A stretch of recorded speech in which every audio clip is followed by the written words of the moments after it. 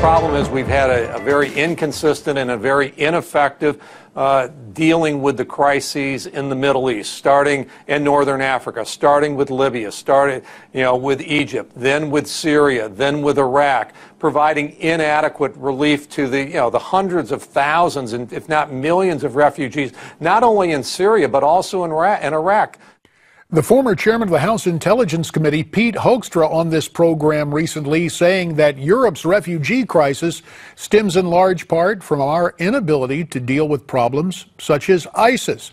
Now, most of those fleeing the Middle East are trying to get away from ISIS and tyrannical regimes, and most of these people are Muslim. But there are also large numbers of Christians who are fleeing ISIS and persecution, and they also are heading to Europe. For more on this story, we're pleased to welcome again to this program Johnnie Moore. Johnnie is the author of the book Defying ISIS, Preserving Christianity in the Place of Its Birth and in Your Own Backyard. And Johnnie joins us tonight from London.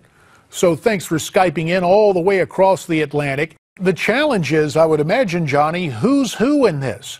Major numbers of Muslims coming out and inherent security risks, it would seem, with all of these people coming, and the Christian groups as well. If you had to break it down, what percentage of these people are Christian and what percentage are Muslim?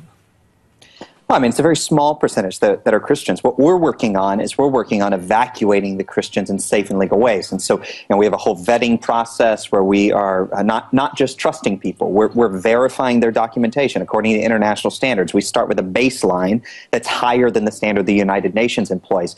But we're doing it right. And working with a number of people. For instance, Glenn Beck has raised more than $4 million in the last 2 weeks to evacuate Christians.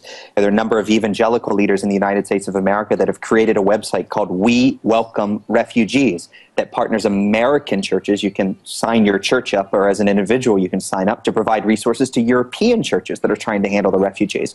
But the fact is, those of us that are trying to do it the right way, vetting people, moving them out in safe and legal ways, are a very, very small minority. Because the world hasn't responded, we're seeing this massive influx of refugees. It'll mess up the whole balance of power. It'll tax all the resources, even and more socialist-minded Europe. I mean, this is a really, really big deal. It shows that the inaction of the United States of America, the lack of a policy whatsoever with regard to the Middle East, has given us not only the security disaster that nobody anticipated was even possible, but it's also given us a humanitarian disaster we haven't seen since the Nazi Holocaust.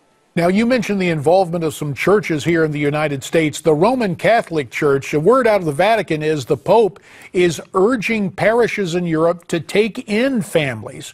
In your mind, is the Roman Catholic Church stepping up to help Christians in need? Yeah, I mean they have. Pope, in my opinion, Pope Francis is one of the few people that's actually called it a genocide. Because it is a genocide. I mean, if you read the 1948 Convention on genocide, it's very, very clear. It's a genocide against Christians and Yazidis. I mean, one of the first things that we need to do, the United States of America needs to do, is we need to declare this a genocide. The United Nations needs to declare it a genocide. But the reason why we won't declare it a genocide is because if we do, there are automatic mechanisms that go in place that force the United States of America to act.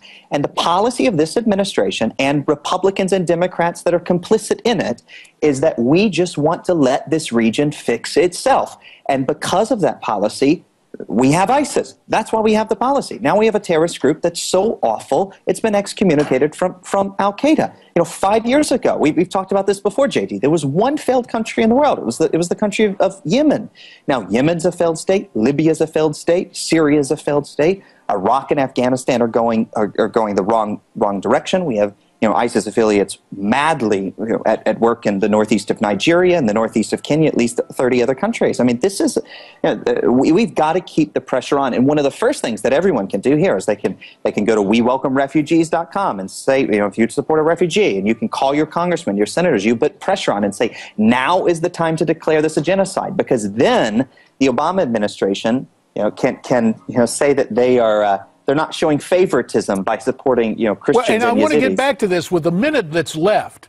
This administration now says it's going to take a second look, but this administration has it's seemingly been hostile or turned a blind eye to the efforts you have made thus far to bring in documented Christian refugees. Do you believe this administration is hostile? Will they look to prioritize Islamic refugees rather than Christians? This administration has again and again, dozens and dozens and dozens of times chosen not to help those who are the greatest victims of ISIS, Christian refugees and Yazidi refugees. I mean, this administration has again and again, by choosing to show favoritism to by being, I guess the better way of putting it, JD, is they're so concerned about not being discriminatory towards Muslims that they have in turn been discriminatory against Christians. And the Christians are the people that are facing the threat of eradication. And so, yes, we have to put pressure on this administration to change their policy. More people are going to die if it doesn't happen quickly. The website again, WeWelcomeRefugees.com. Johnnie Moore, author of the book, Defying ISIS. Sir, you have our thanks. We'll be right back.